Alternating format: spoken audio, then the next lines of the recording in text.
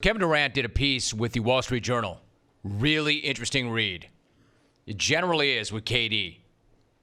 Chock full of interesting quotes. And the reason for that, KD is an interesting guy. And he's doing some interesting thinking.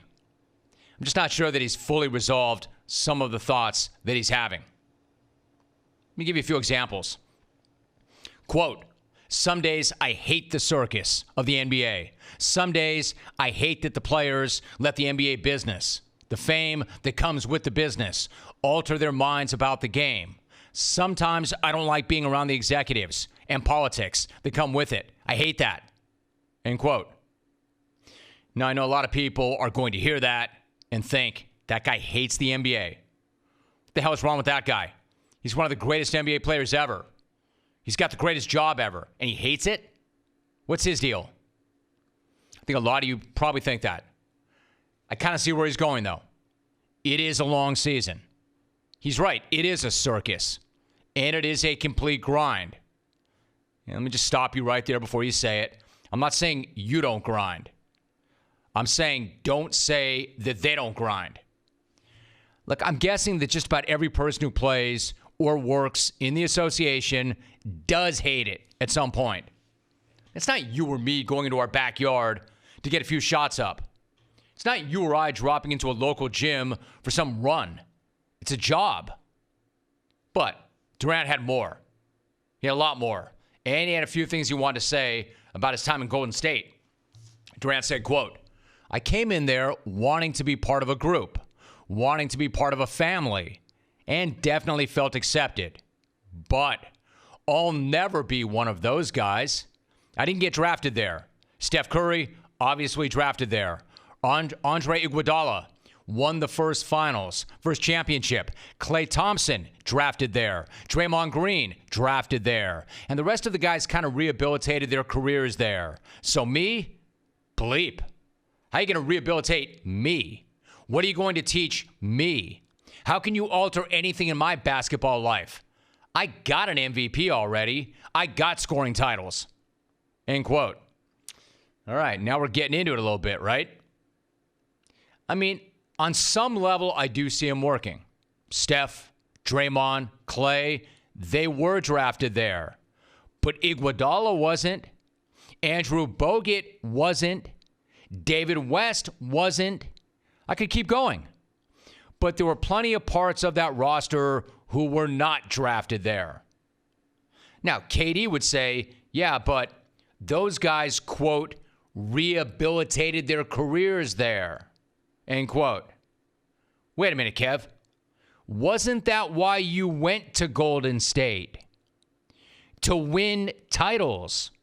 To make sure that you'd get the feeling of winning a ring. To stack wins. Isn't that essentially rehabilitating your career? How is that not rehabilitating your career and your image? And don't take offense to what I'm saying, because there was that famous SI cover back in the day where you talked about being sick and tired of finishing second.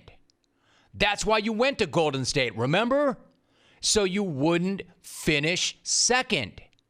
To rehabilitate your image as a guy who finished second.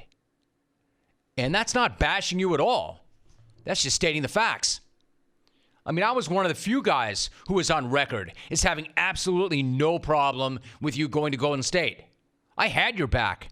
In fact, I even celebrated it. I thought it was great. But don't rewrite history, and don't act like it wasn't about creating the narrative of your career. Quote, as time went on, I started to realize I'm just different from the rest of the guys. It's not a bad thing. Just my circumstances and how I came up in the league. And on top of that, the media always looked at it like KD and the Warriors.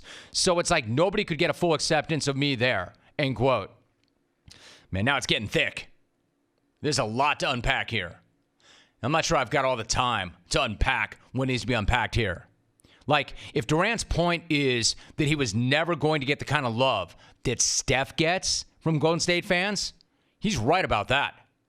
because that's a relationship that goes way back, a relationship that goes back a long time, a fan base that has seen Steph grow and struggle and turn into a transcendent force.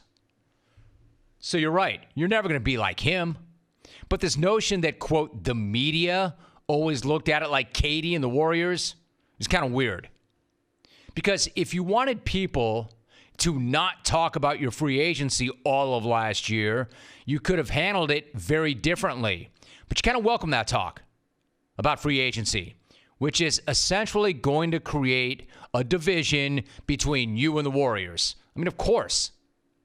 The media didn't do that to you. You did that to you and the organization. And there's more. He had thoughts about Steve Kerr's offense. Quote, the motion offense we run in Golden State, it only works to a certain point. We can totally rely on our system for maybe the first 2 rounds. Then the next 2 rounds, we're going to have to mix in individual play. We've got to throw teams off because they're smarter in that round of the playoffs. So now I have to dive into my bag deep to create stuff on my own, off the dribble, ISOs, pick and rolls, more so than let the offense create points for me, end quote. Look, Steve Kerr, I'm sure, would be the very first person to admit he's not a perfect coach. But that offensive style that you're criticizing, that you say does not work so well late in the rounds of the postseason, it seemed to work pretty well before you got there.